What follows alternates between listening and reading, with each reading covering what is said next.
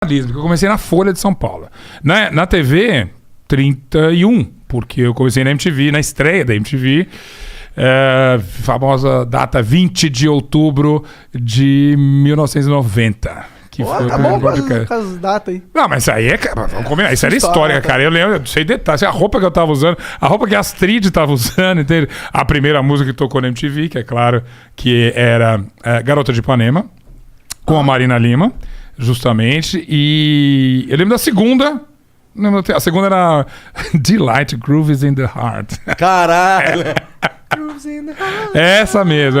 A terceira eu já não lembro, mas foi lá na Fundição Progresso. Cara, não dá pra esquecer esse dia.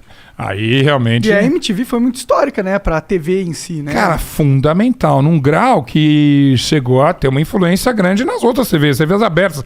Olhando pra trás, assim, é inacreditável você imaginar que uma TV que quase ninguém via, era o UHF. Ninguém. Dá um Google aí pra vocês ver o que é o TV UHF. Ninguém sabe o que é isso hoje em dia. Era uma frequência, tinha que pegar bombril mesmo, botar. Era mó trabalheiro pra assistir MTV. Super trabalho, né? E não tinha cabo ainda. Sim.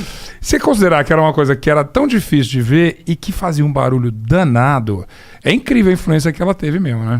Tem muito a ver com... Comunicava demais com o jovem, aquela porra.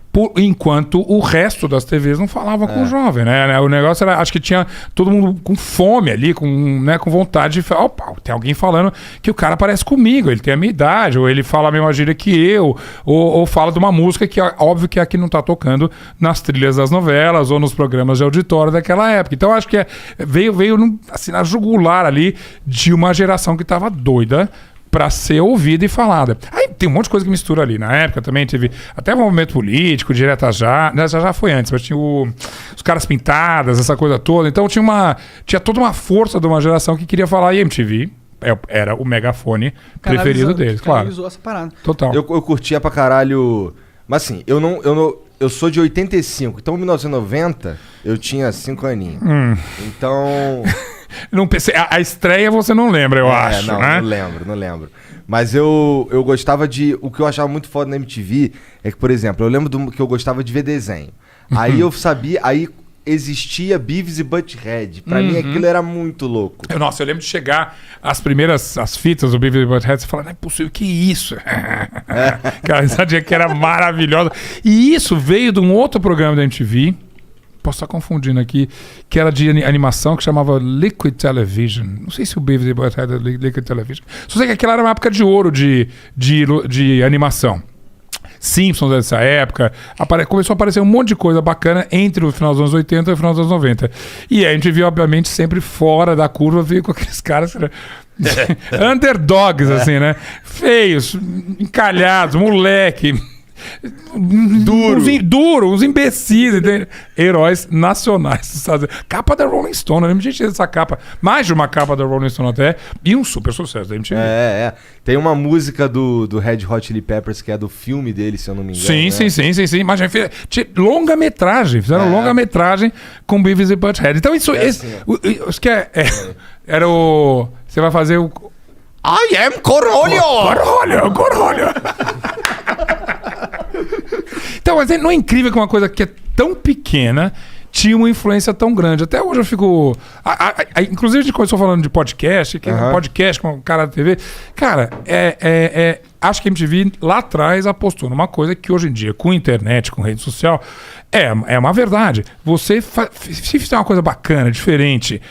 que faz um barulho, você vai pro mainstream, entende? Sim, com certeza. E eu acho que a internet, ela bebe muito da MTV hoje em dia, Total. Porque vale tudo. Na MTV era maravilhoso que a gente fazia qualquer... Era um monte de moleque alucinado. Eu era diretor, eu tinha 26 anos. Eu era diretor de jornalismo. Tinha uma equipe, eu assinava contratos, não sei o quê. Então era uma molecada fazendo TV. E você tinha carta totalmente branca. E a vantagem da MTV, eu adoro falar isso, que ninguém assistia. Ninguém assistia, mas todo mundo assistia. Então, você fazia uma coisa muito ruim, você tirava do ar.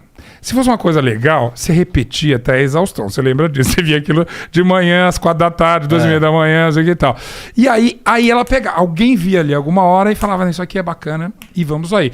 E, obviamente, Tem eu, mas você tem lista de 10, 20 talentos que saíram da MTV como reconhecidos como alguém que falava com um público específico e fazia um trabalho diferente. Vai de mim, da Astrid, por exemplo, que é bem da minha geração, o Thunder, até Tata Werneck, Dani, Calabresa e esse povo todo.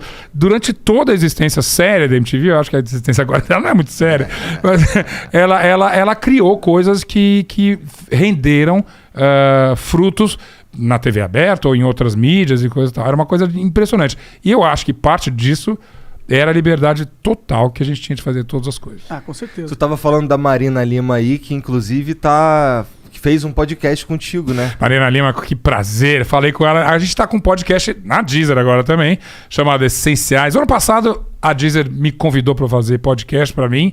Admirável Mundo Novo. Eu era sou ouvinte de podcast. Eu nunca tinha feito... Eu tinha participado de alguns, mas nunca tinha um meu. E a Deezer me convidou para fazer um que chama Pop Story, que que subiu o ano passado.